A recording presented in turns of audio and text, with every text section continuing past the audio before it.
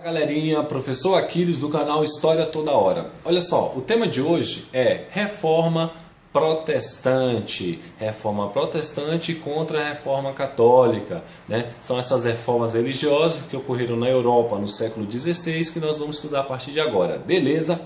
Esse tema, turma, é tratado geralmente no sétimo ano do ensino fundamental e também no ensino médio, cai em provas, em concursos, no Enem está sempre caindo. Então se liga, eu vou tentar fazer aqui em 10 minutinhos, tá?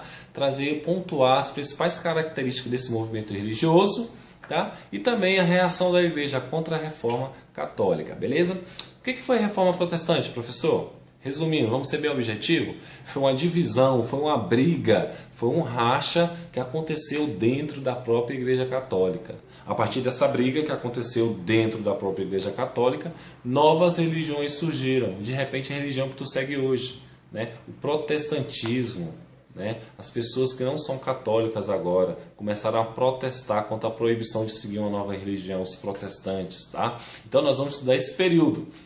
É um tema muito importante, tem tudo a ver com o seu dia a dia, porque mexe com a gente, né? O Brasil é um país extremamente católico, né? Tem um grande número de evangélicos, né? Outras religiões também, é um país da diversidade religiosa. Nós somos um país laico, não temos uma religião oficial. Você pode praticar a tua religião desde que você não comece a atrapalhar o outro ou ofender o outro, sempre respeitando, não é verdade? Então, a reforma protestante foi um momento em que houve uma divisão, uma briga, um racha dentro da própria Igreja Católica. Não se esqueçam disso. Não foram ideias de fora que contaminaram a igreja, não. Tá? Teve um monge chamado Martinho Lutero, ele foi o principal, existiram outros reformadores antes dele, que começou a ver um monte de coisa errada na Igreja Católica e começou a escrever, a denunciar essas práticas abusivas de parte do clero, do alto clero, beleza?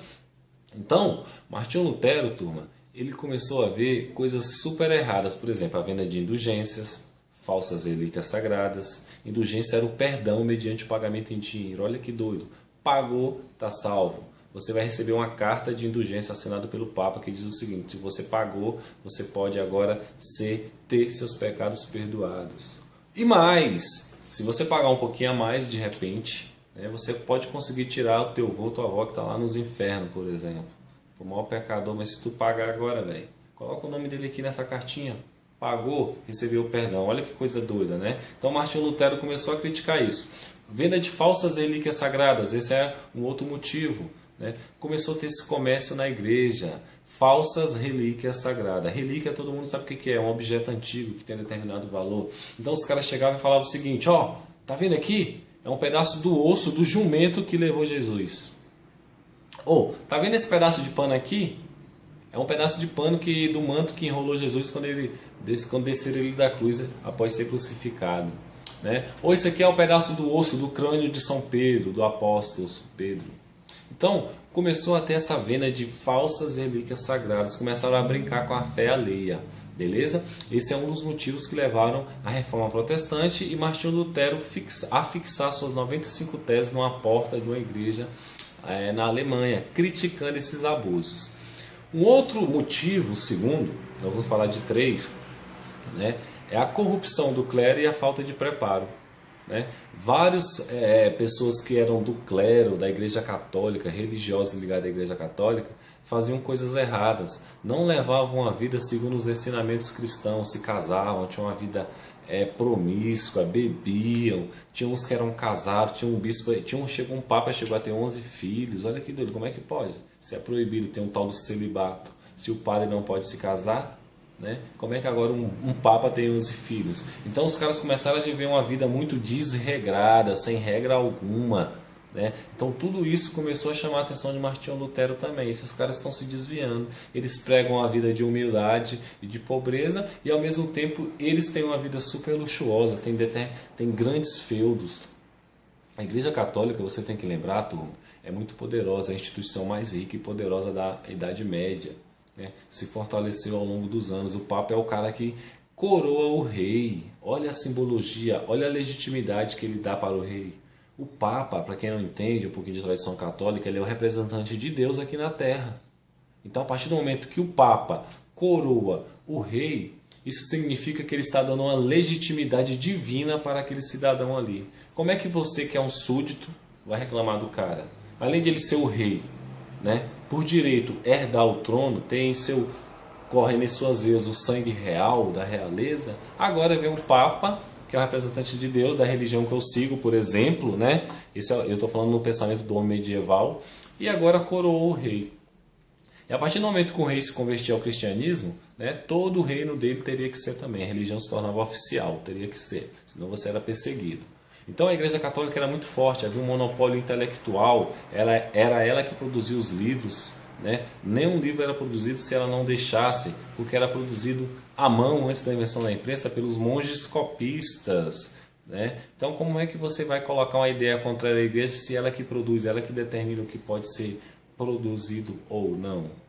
Né? Então a invenção da imprensa, ou melhor, o aperfeiçoamento da imprensa, né, de Gutenberg, porque não foi ele que inventou, foi ele que aperfeiçoou a invenção chinesa, tá? Veio ajudar Lutero. A partir de agora não são mais os monges que ficam lá escrevendo à mão a Bíblia ou outros livros. Agora tem uma máquina que vai fazer em série uma grande quantidade, vai reproduzir. Né? A prensa de Gutenberg, né, é como se fosse a mãe da máquina de Xerox, de repografia. Né? Ela veio, tá, para ajudar a disseminar as ideias de Martinho Lutero. Os livros ficaram mais baratos, agora tem mais gente tendo acesso ao conhecimento, é uma coisa boa. Eu costumo brincar com meus alunos em sala do ensino fundamental, para eles entenderem um pouquinho da importância e o impacto da invenção ou do aperfeiçoamento da imprensa de Gutenberg, comparando com a internet, com a comunicação hoje. Imagina sua vida sem internet. Hoje você faz, digita, você está assistindo esse vídeo agora pela internet, está estudando de repente, né? Então é uma forma de comunicação muito rápida, instantânea, né? É muita informação, é tanta informação que às vezes a gente nem se liga, né?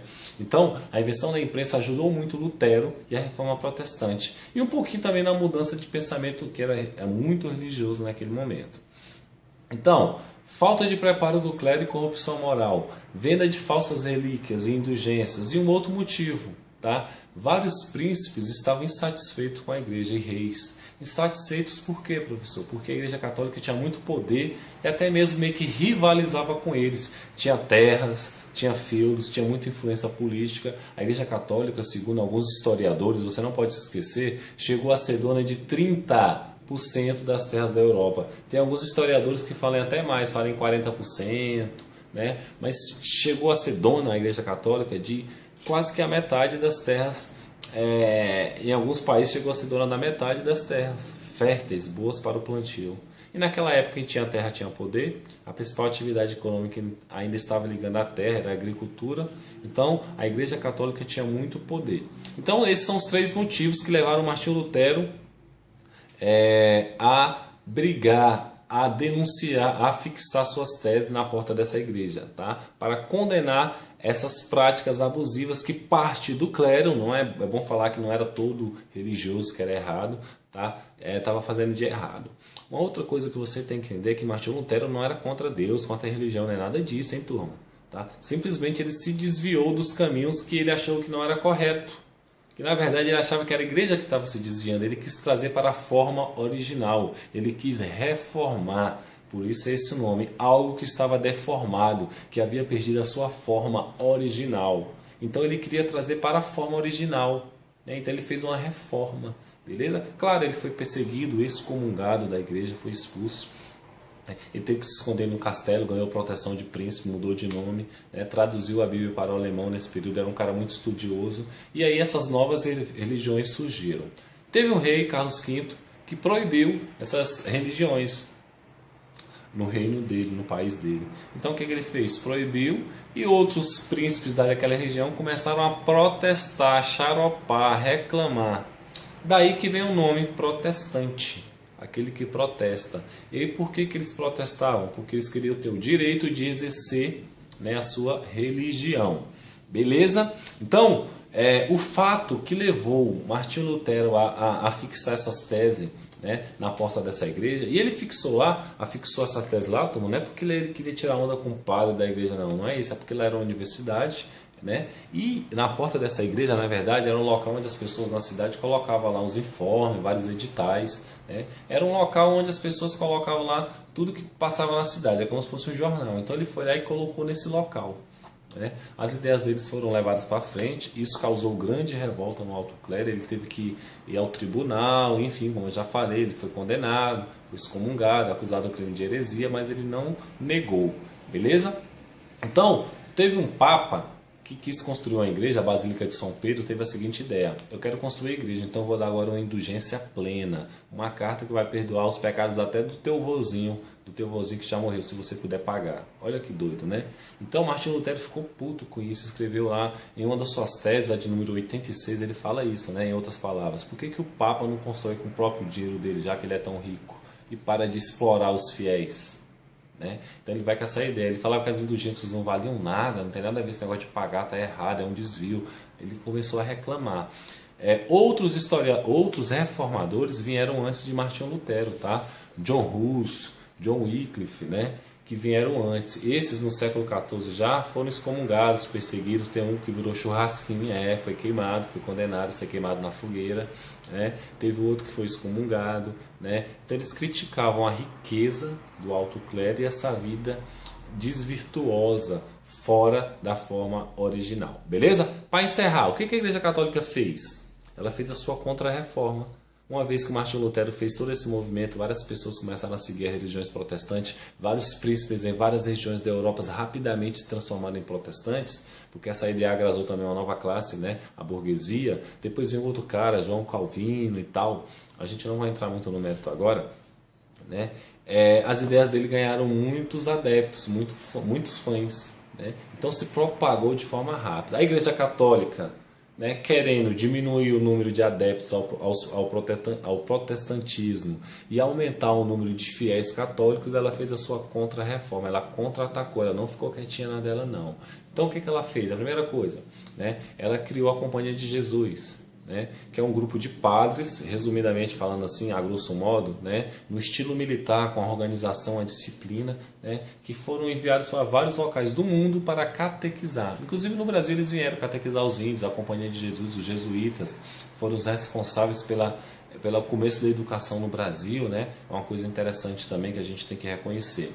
Uma outra coisa que ela fez também foi a instituição, né, a criação do Tribunal do Santo Ofício, né, novamente. Então agora tem um tribunal que vai julgar aquelas pessoas que vão contra a igreja, que é protestante, começou a ter uma perseguição, ou que é condenado a algum tipo de crime, a heresia, que vai contra a doutrina da igreja oficial.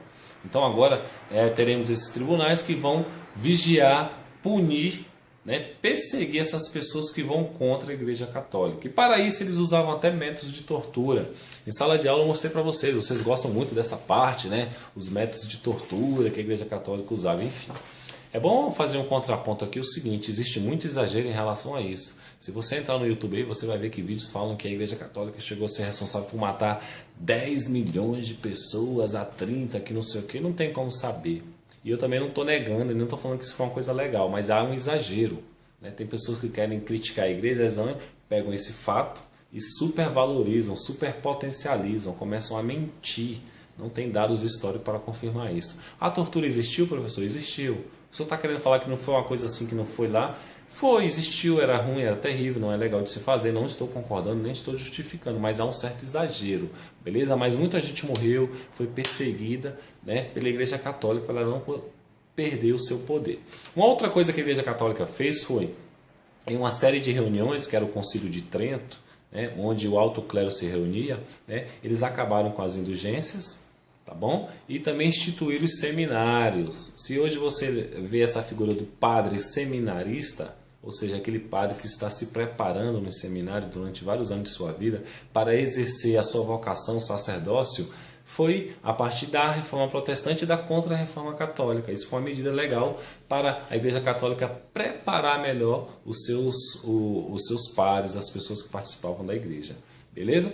E por último, a gente sempre fala, a Igreja Católica criou uma relação de livros proibidos de se ler. Então olha que doido. A partir de agora nós vamos criar aqui um índice, um index, ou index, né, como falam, vem do latim index, que é um índice de livros proibidos de se ler né, porque era católico. Quem era católico não poderia ler. Então o que a igreja católica fazia muitas vezes? Ela juntava um monte de livro, fazia uma fogueira e tacava fogo em praça pública para mostrar para todo mundo: olha, esses livros aqui vão contra a doutrina da igreja, não leia que não é legal. Beleza? Então a reforma protestante, resumindo em 30 segundos, uma briga, uma divisão que aconteceu dentro da própria Igreja Católica. Martinho Lutero foi o principal reformador. Ele não foi o único, tá? Mas ele foi um dos principais reformadores. Beleza? O que ele lutava? Contra a venda de indulgências e falsas relíquias sagradas. Ele era contra o despreparo e a corrupção moral do clero. E também vários príncipes e reis ficavam insatisfeitos com a Igreja Católica por conta do seu poder. Muito dinheiro deixava de ir para o cofre do rei para ir para o cofre da igreja, dízimo, porque eles não pagavam imposto, a igreja tinha muitas terras. Enfim, esse é um resumo geral sobre a reforma protestante. Espero que tenha te ajudado. Se você gostou, se inscreva no meu canal, compartilhe o vídeo e dá seu like aí, beleza? Professor Aquiles do canal História Toda Hora. Um abraço.